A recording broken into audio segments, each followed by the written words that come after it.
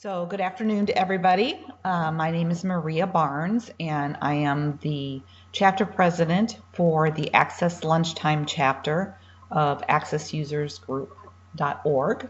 I posted here that what you can see on the screen, hopefully, is our upcoming calendar. This is today's meeting here with Q&A session.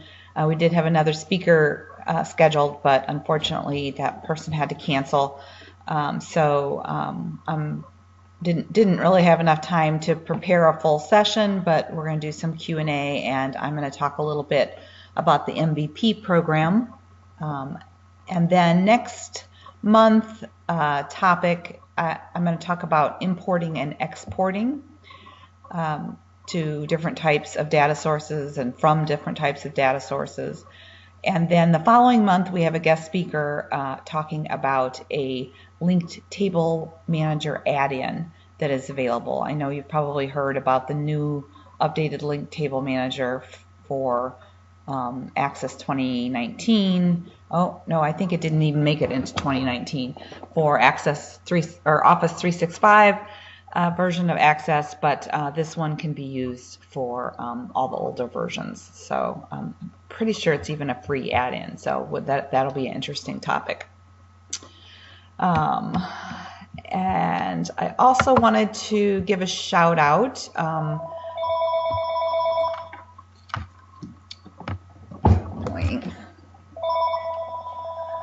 to Juan Soto. He has started a Microsoft Access podcast, and that's available on the main Access Users Group website. It has is a separate new tab, and I did listen to it this morning. It just came out, so I think he's going to do it periodically. So take a look at that, and maybe you'll enjoy that. Don't think he says how long or how often he's going to do it, but in any case, it should be interesting. So I'm not sure how many of you know about the Microsoft MVP award, but Microsoft awards MVPs, or what is the short for Most Valuable Professional, and they award them in all different kinds of categories. And I see we have at least one other Access MVP on the call today. So thank you, Jim, for joining us.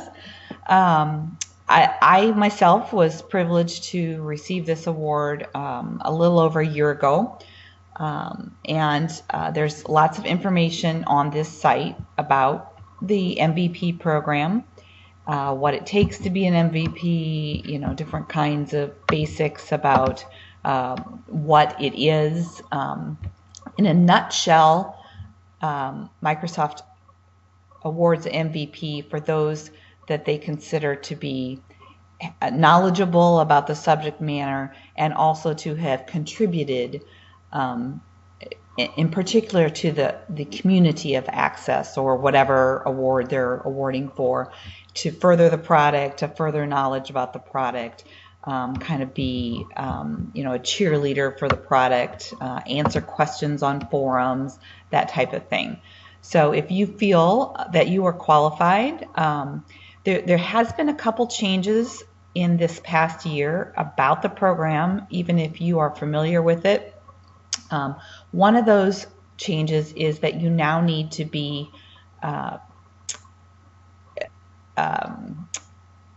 I'm losing my word. You need to be recommended. You can't just apply. You used to be able to just fill out an application, but the application is no longer open.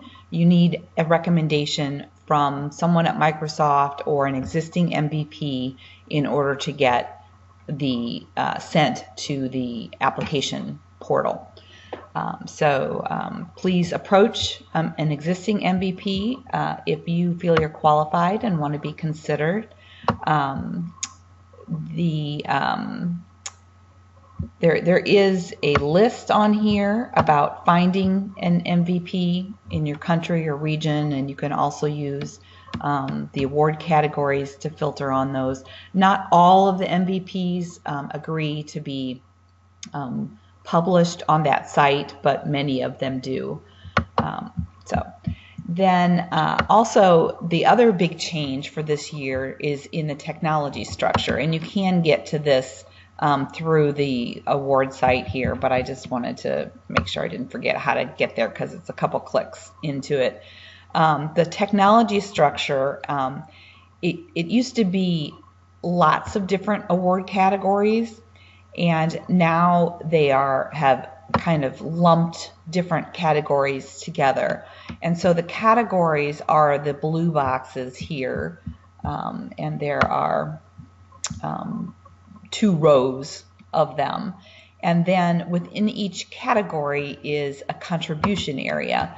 And so you see that Microsoft Access, while it used to be its own separate category, is now part of the Office Apps and Services category. Although some of us still have the word Access MVP on our description, we are now technically Office Apps and Services MVPs with main contribution area access. And one of the advantages of doing this is that, if Microsoft is looking at your profile and tallying points to see if you qualify, they can now look across the contributions within a category. So if you are widely known as an expert on Excel and Access, but maybe you don't have enough points in one or the other to be awarded an individual contribution area MVP, the contributions within Office Apps and Services now are combined. And so you could more easily be awarded for the award category Office Apps and Services now if you have cross contribution area contributions. So keep that in mind. That's something new. And the awards for new awardees get processed each month. The ones for existing MVPs, because we do have to get requalified each year, so that we can't just have a whopper year and then sit on that for years and years. You have to continue to contribute to the platform. That re-award is usually done at the end of March, and then actually the contributions stop and the award process starts at the end of March, and then we figure out whether or not we got re-awarded in July. So it's now an annual cycle. So they are going to be kind of busy starting the end of March, but outside of that month or two where they're looking at everyone for the year, they do evaluate monthly. And so at any time during the year when you feel like you want to submit that application, within a couple months is usually when your application comes up for them to look at. And then finally, I wanted to talk just a little bit about what becoming an MVP has done for me. I was actually very surprised at all of the different resources that were available to me, and have been a little bit overwhelmed with trying to take advantage of that, but yet still keeping my day job and contributions going, etc. There are Google groups and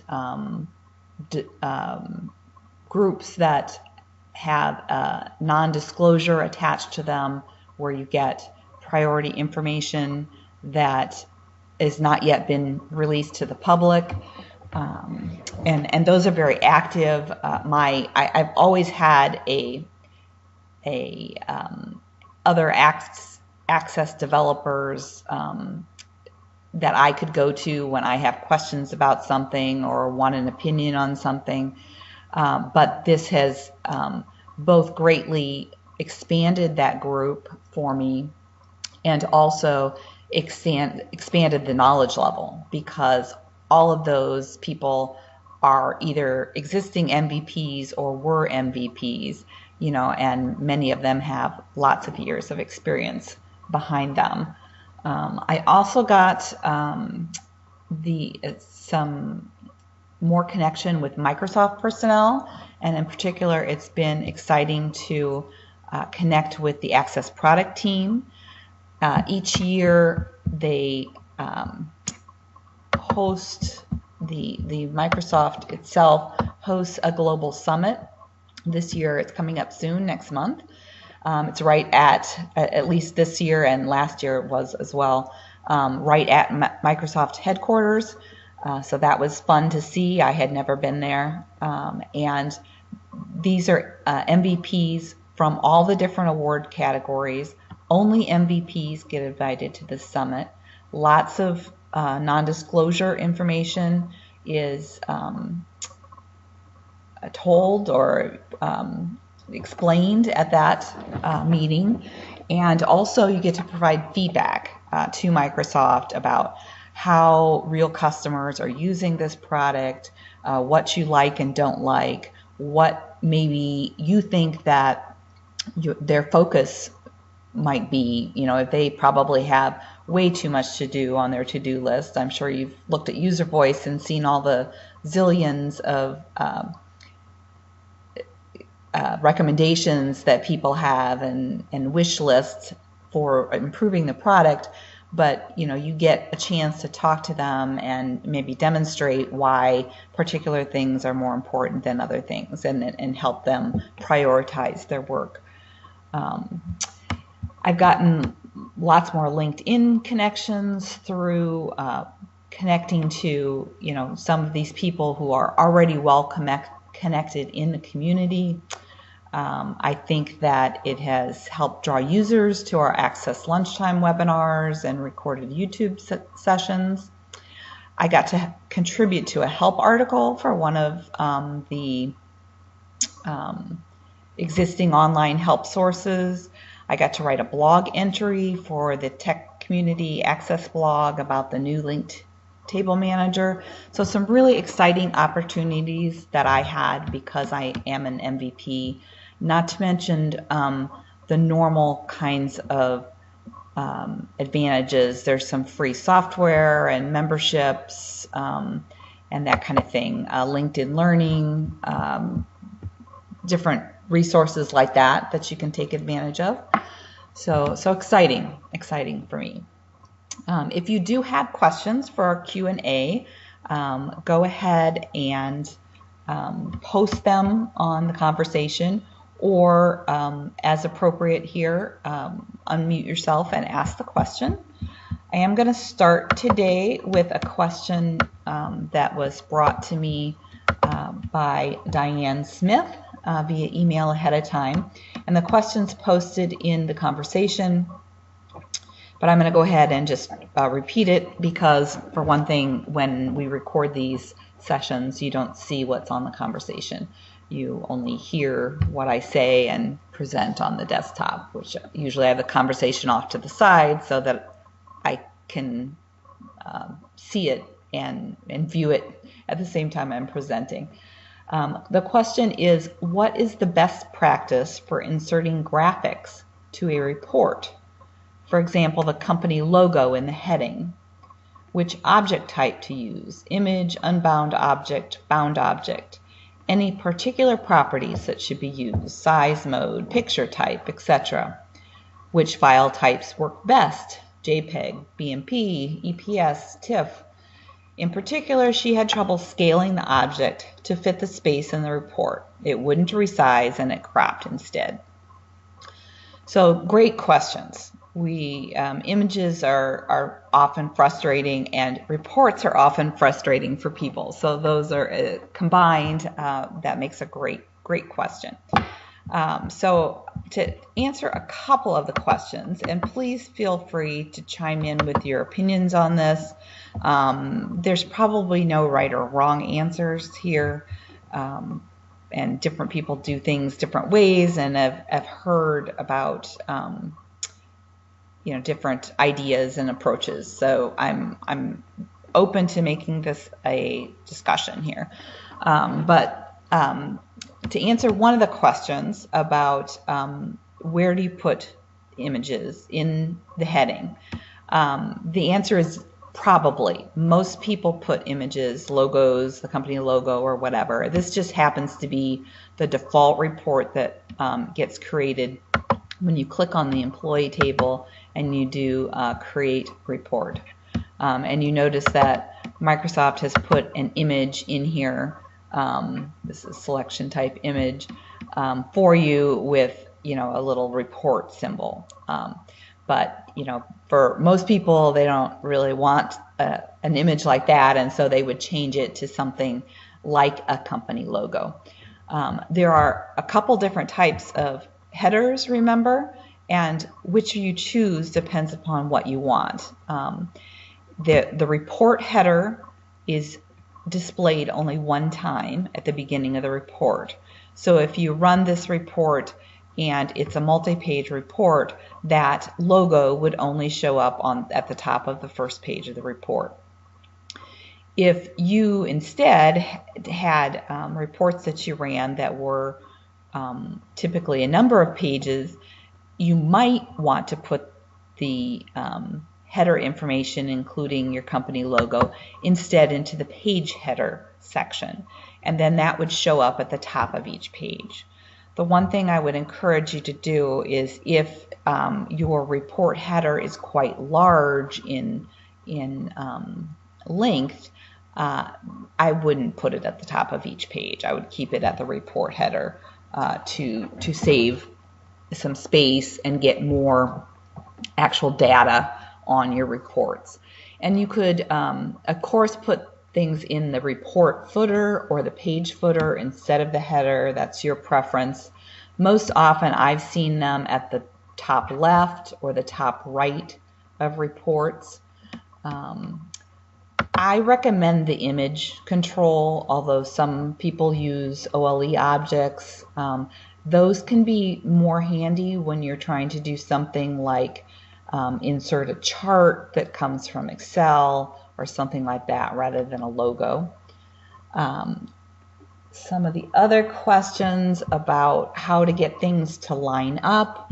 There are different properties associated with an image. For example, the size mode, and she brought that up in her question. That's one of the more important ones. I did pull that up, and there's a good description in the Microsoft Docs about that and what the differences are. There's 3 possible types: clip, stretch, or zoom. And the clip uses the actual size, and so that's probably what she had set if she got something that was cut off. On either, if it has to cut the image off, it cuts it off either on the right side or the bottom, or both, according to what size you set your image at on your report. Stretch stretches out the object to fill the control, so that guarantees that you have your whole image there, but you probably shouldn't do that with a logo.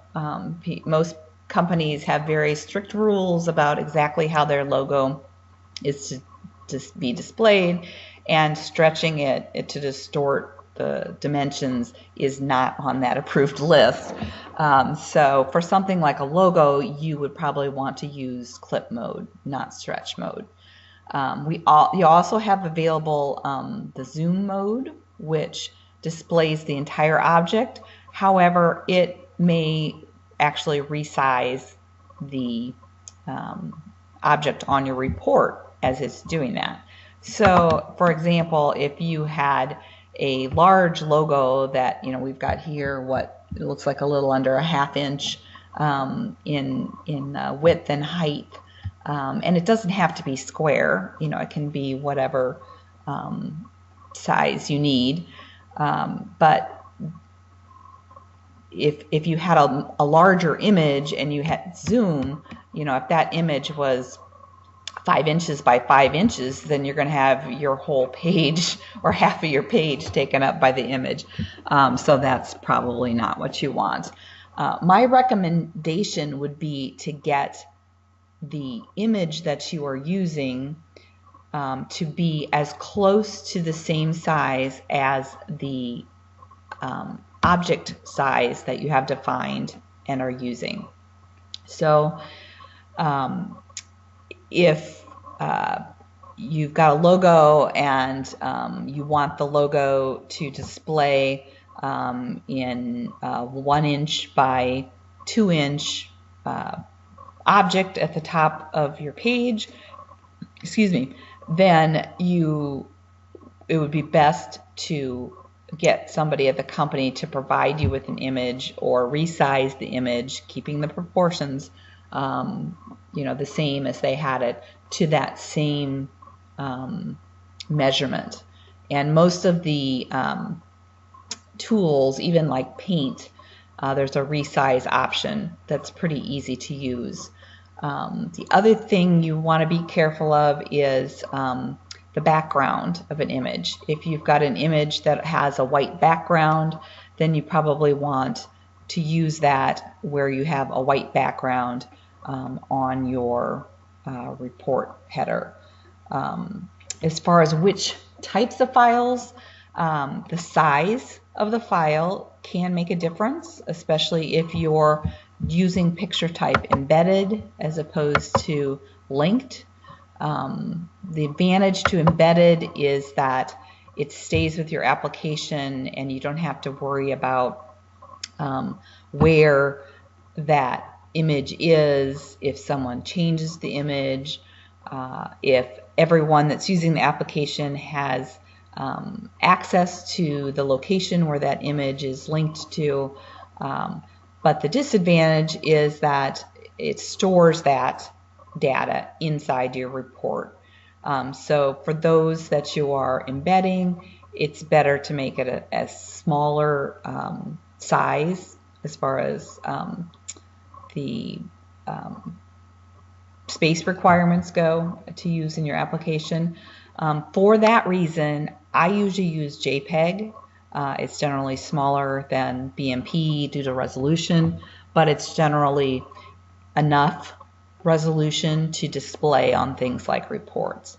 If you are talking about people and pictures of people or something like that, then you might want to consider a BMP. There's a lot more detail pixel-wise typically to images like those of houses or people or something than, or artwork or whatever, than to things like company logos, which are usually fairly simple in their dimensions. If you have different colored backgrounds, you might want to consider an icon, because an icon typically has no or kind of an invisible background to it. So it fades off into your report header. What else? Be careful of some of the other things like the border style. I like transparent with images, but you can certainly put a border if you want it. There's also things like the flat or the special effects, whether or not they're flat, raised, sunken. You can align the picture, but again, if you're filling the whole control, then that's not really an issue. And also you might look at padding, especially if you've got an image that has background issues that might make things cleaner if you make the padding be as small as possible, or help size up things as far as exactness. One other thing I wanted to talk about with reports is this kind of approach where you copy and paste in an image has, if you've got 5 reports in your application, it's no big deal to have this 5 times. But if you've got hundreds of reports, I've seen people do something a bit different. And let me just run that. So you see how it looks there at the top.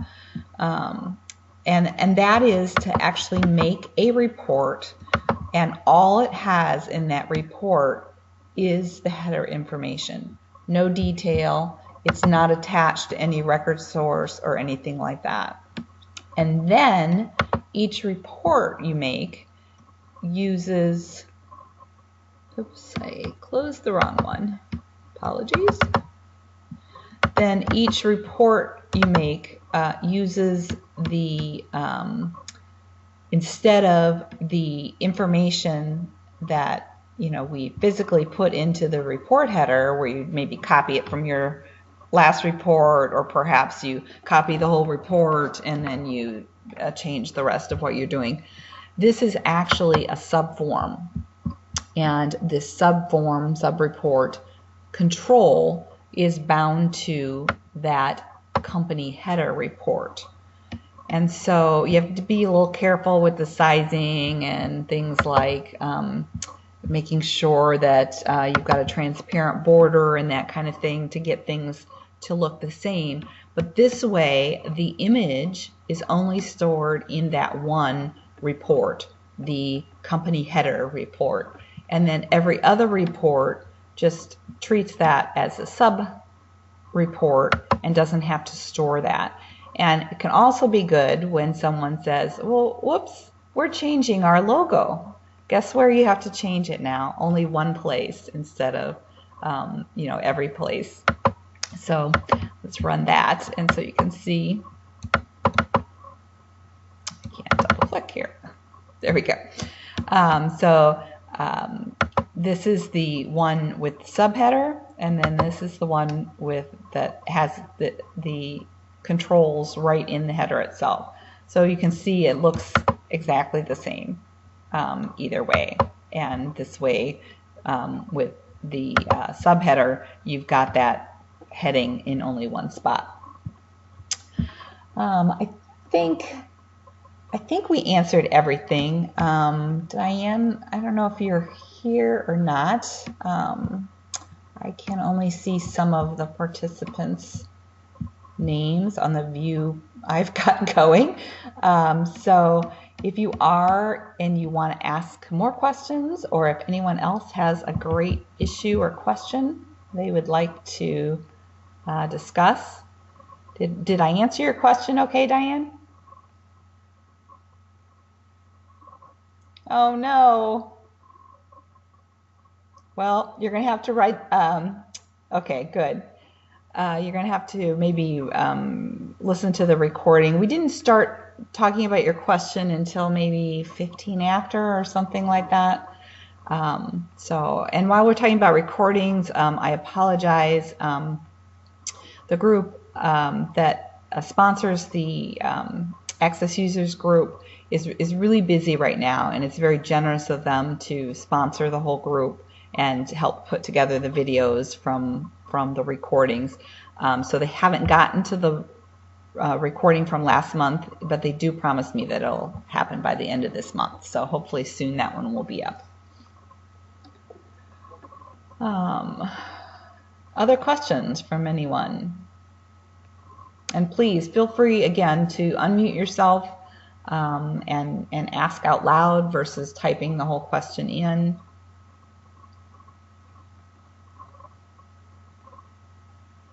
Hi Maria, this is Susan. I got a question while we're on the topic of images.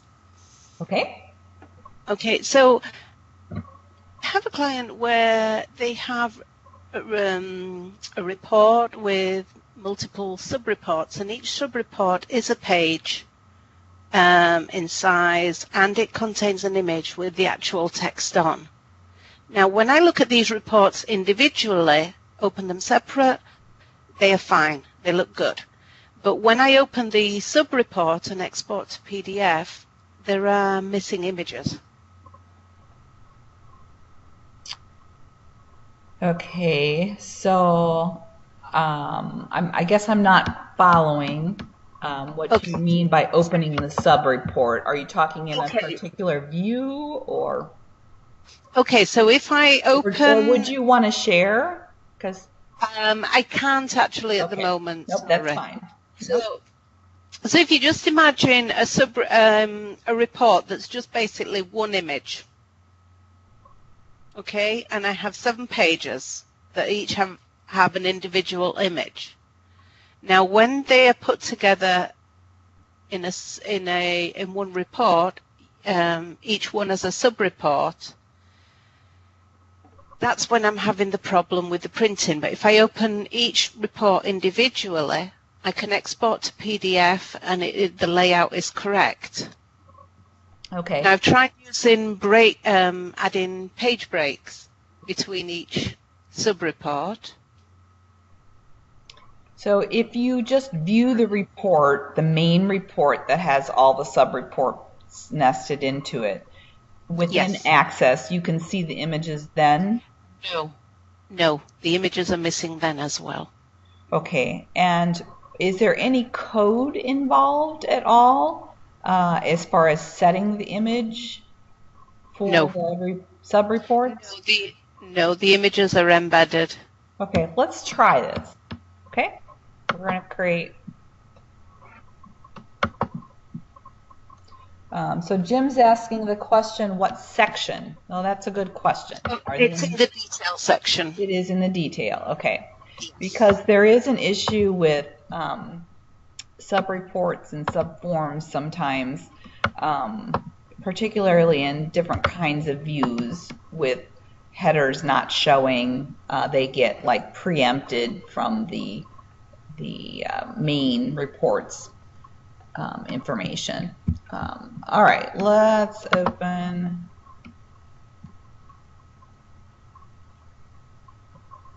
I don't know of anyone else, but I don't like the icons that Access uses. I can never remember which is which. They don't seem very very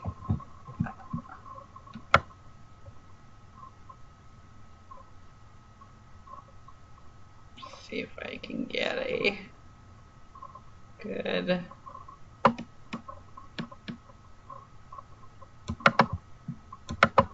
image here. Okay, so this is a nice big image.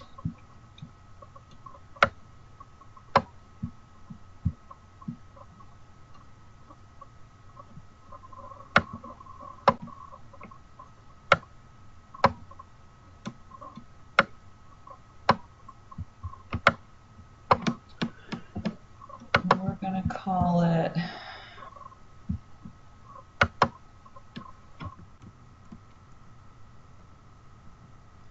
There is some issues sometimes. George brings up the sizes of the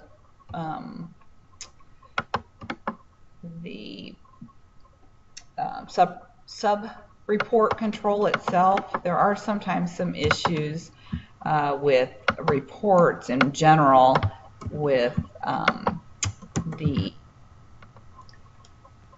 if it's outside of the print range. Usually there's wrapping that's done and you get extra pages, but you might see a cutoff. Okay, so here let's run number 1 and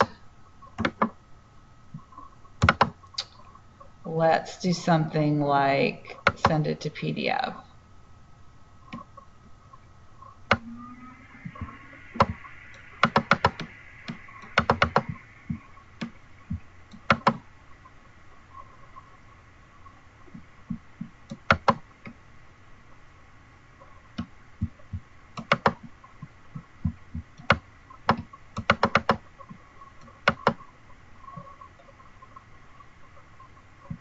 Okay, and that's 2 pages, and it's 2 pages because I printed it, not landscape, and so we've run over, but I definitely see the image, of course, and then so we have to assume that the second one would be the same, and now let's create a report here.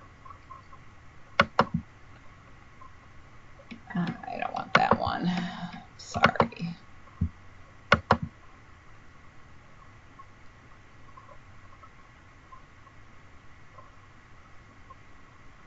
That's interesting. Added the magic headers there. All right.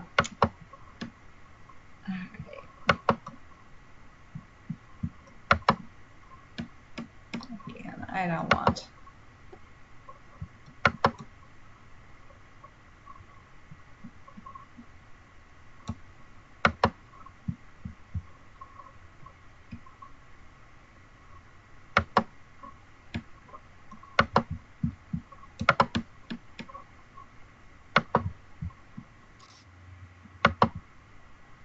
There we go. This is the interface I want. Sorry. Okay, so we're going to put in here, in the detail, we're going to put both of those sub-reports then. Okay, so we're going to do, and then is that where you have the sub-reports in the detail? I think that was a question already. Yes. Yes. So here we're going to have sub-report 1.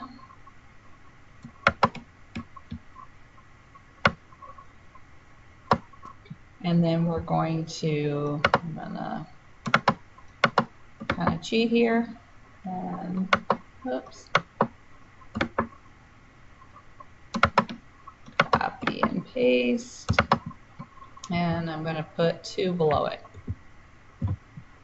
And we don't exactly have 2 pages here, but hopefully it will do the same.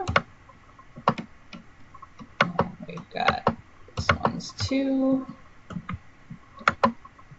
and we're gonna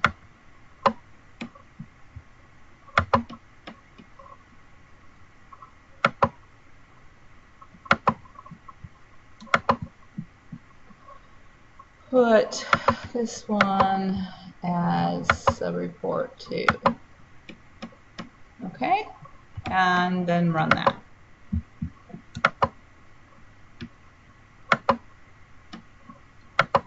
Okay, and you're saying that you can't even see those images in this report? Correct. Huh. I think we'd have to take a look. Yeah, I've because you should be able to do that. Yeah, I'm just trying George's idea of the sub-report sizes, the widths. The widths of the reports were the full size of the sub-reports were the full size of the page. So I'm going to reduce those and see if that helps. You might also check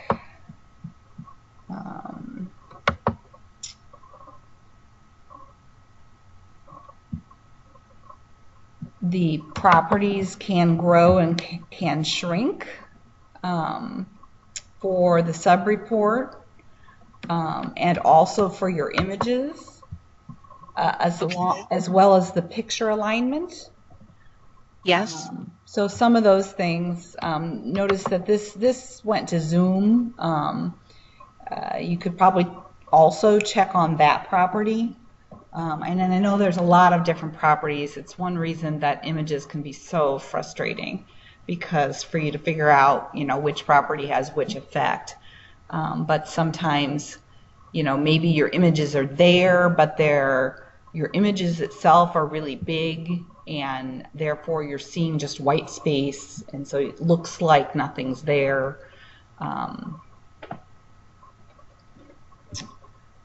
Gotcha. Okay, thank you very much.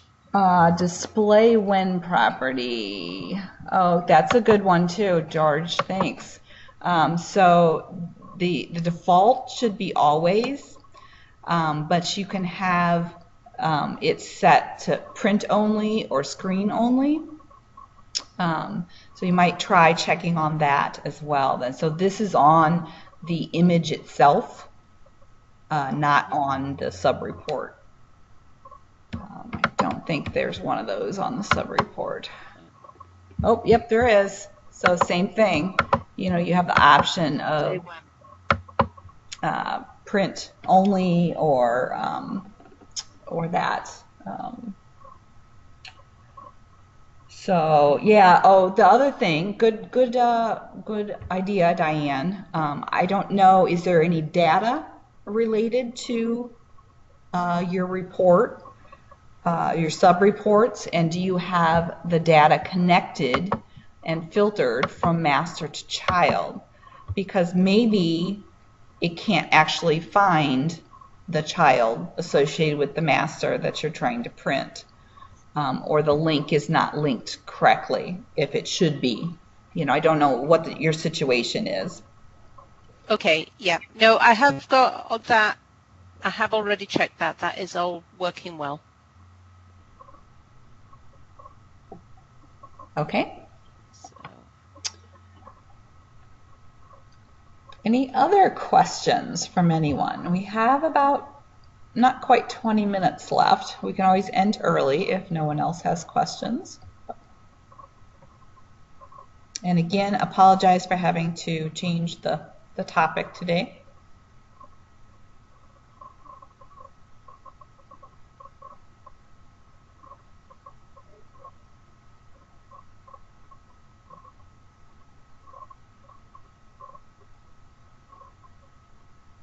Okay, next month we are going to try to do our, we got somebody typing here, but while they're doing so, next month we're going to try to do our meeting using Microsoft Teams. So the SQL with Access group has already, in fact, Susan was the presenter. I missed that. That looked like a great topic about encrypting, right, in SQL? Yes. So you guys already experimented. Did it go okay with the team? Yes, it went well. Yes. Good. Yes. I've also changed the set because we had it with the settings where when the user joined, they had to wait in the lobby, but I've removed that now so that users can actually just connect to the meeting without having to be given granted permission to get in. Do you know if we have a limit on the number of attendees? Because I have run into that problem before with other teams where you try to get in at 5 after and they're like, oops, the meeting's full. I will need to check on that. I was sure it was a high level, but yeah, I will don't have that many. But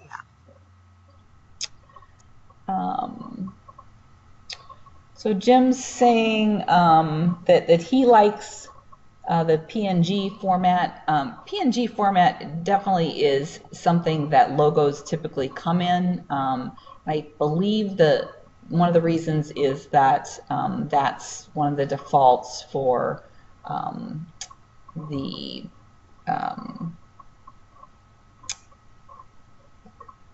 is it Adobe that people use to draw images and stuff? What I may be thinking of the wrong product, but the people that use Apple's and are the design people and make the logos, they tend to store in that.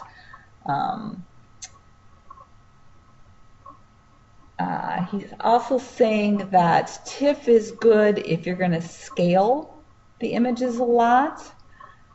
Both are lossless methods, unlike JPEGs. Yeah, JPEGs definitely, you lose detail when you store them. So TIFF maybe is a better format if you're displaying at different resolutions, but you don't want to lose the detail. Yeah, and ICO would be icon. Illustrator, there you go, Adobe Illustrator. Yeah, TIFF can be big, but if you're only storing one image in one spot, that's not so bad. It's, compared to the size of your data and that kind of thing, you're probably not going to be having trouble. But yeah, if you use a lot of them, they can be big. I also have heard people, and I don't know if anyone else has any comments on this, I've heard people having some problems with images, and I think in a particular instance, someone was inquiring about these were charts in an unbound object. So that's another way to do that.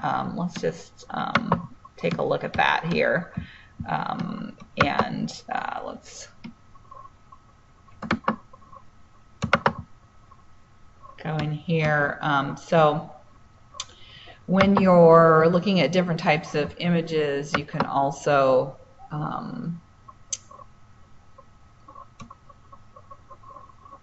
insert, stay there.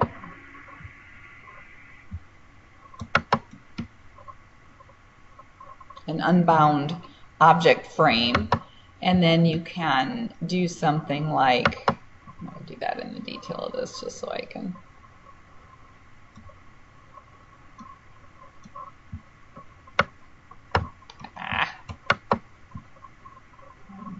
put it there instead, I guess. And then you choose, you can do a bitmap image, or you can do a chart or whatever, and do it that way. So I've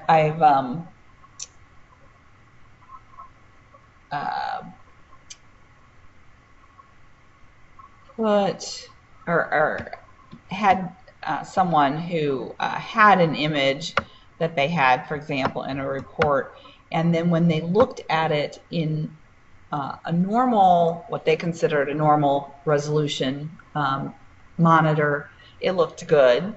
But when they looked at it in a large monitor with much higher resolution and a newer monitor, then that became unreadable. It like made the report be skewed somehow, and so I had a report of that. I haven't.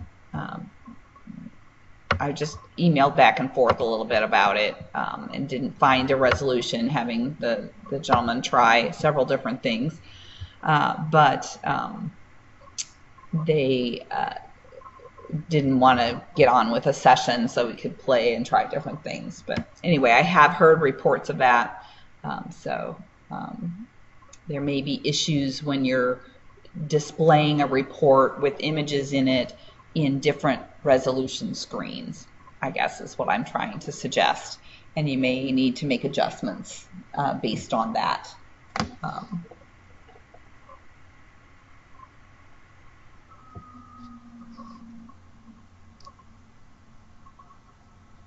Darren says he likes to link the images. Yeah, and again, linking the images saves space, but it just depends upon what your application is like. That works great if you're running your application only within a company atmosphere where everyone has access to that particular directory. Doesn't work so good if you're trying to, move the application around or access images that aren't in centralized locations. And not necessary if you've got a small number of images, but yes. So again, and you may have missed this at the beginning, Diane, but I like for most images, I prefer the image control. But there are instances, like if you're trying to link to a report or something, where the unbound object control is better. There is also, for Darren's method, so you can, this is same thing here. This is embedded. You can do linked instead. That's just a different type of class. So you can do that, and with the unbound object frame, so you can link that or embed it. Same thing with the image. You can embed the image, which you scroll to it and it's sitting there in your report, or you can link to the image. And so when you do the link, of course, then you're removing the actual picture, and then you end up with the path to the picture in your thing instead. So you would see, once you got that set up, where your path was in there.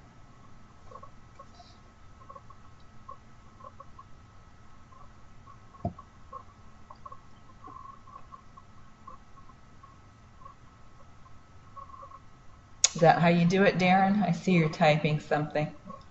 You're welcome to come off mute, unmute yourself, and talk.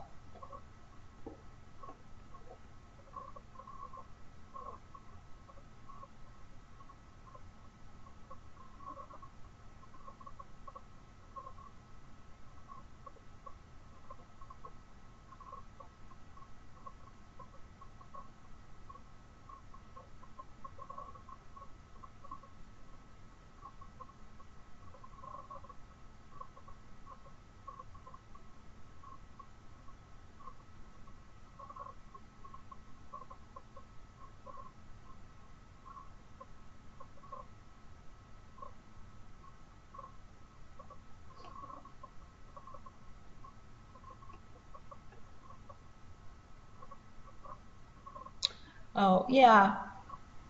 Yeah, you can certainly, yeah,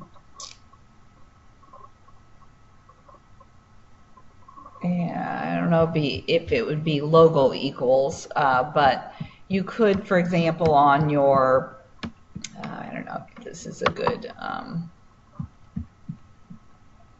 way to do it or place to do it, but you could, for example, on your on open event,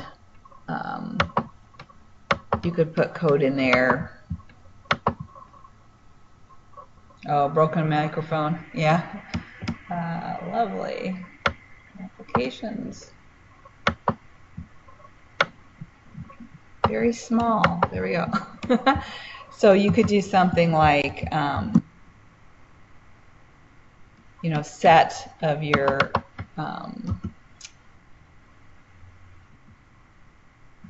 I think we got to get the right property here. So if you've got the unbound let's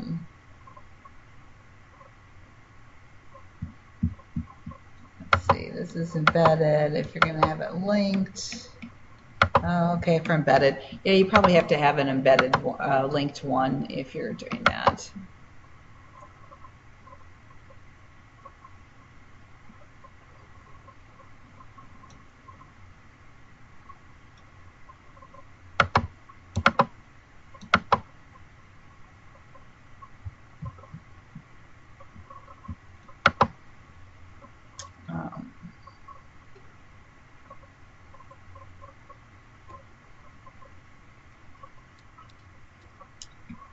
So I guess you're putting me on the spot here, finding the right control for that. If you've got the image, I believe we've got the picture spot. So like we've got of course that's small, so I clipped it. I don't want to zoom. Stretch it. Looks lovely, doesn't it? But then you would set in code, you would set the picture property of that one. Yeah.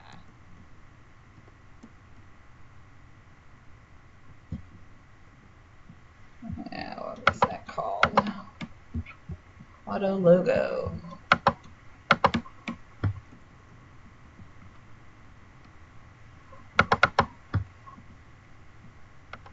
So then you would set that instead to whatever your path was. Yeah, the direct. You need the directory and the image name in there, both. So if you see the whole thing here, it's got an extension, so you need the whole thing, including the directory in that. Yep.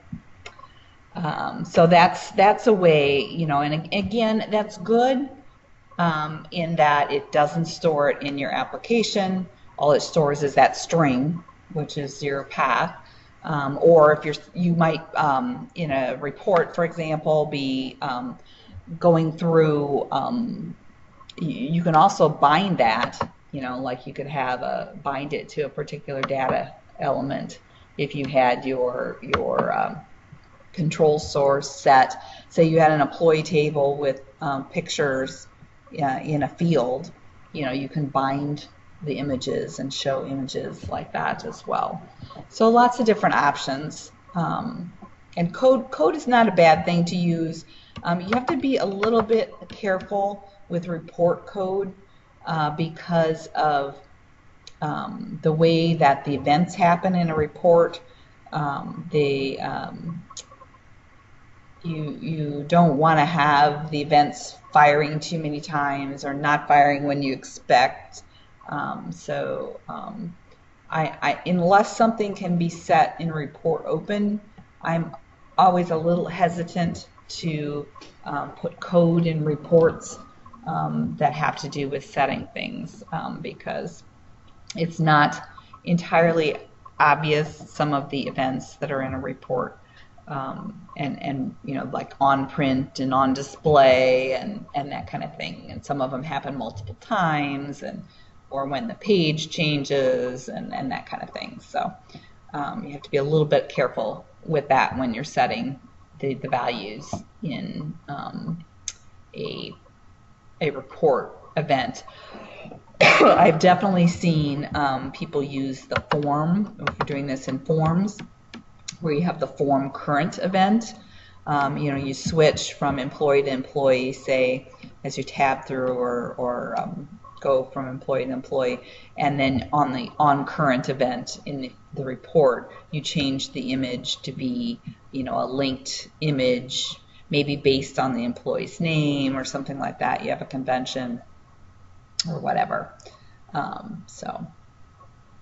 All right, I think we're going to go ahead and end today. Thank you everyone for joining us, and for those of you especially who contributed to the answers. I think we had a good discussion about reports and images here today, and I appreciate everyone joining. Next month, look for an email maybe a week out about revised information about Microsoft Teams and how to get in to the meeting. Giorgio would like to see a session on tree views. Okay, that's a great idea. If anybody else has ideas for future sessions, I am very open to them. I try not to repeat the topics that we do too often, and also to cater towards a wide variety of user types from very basic to more advanced, depending upon the session. So thank you very much, everyone.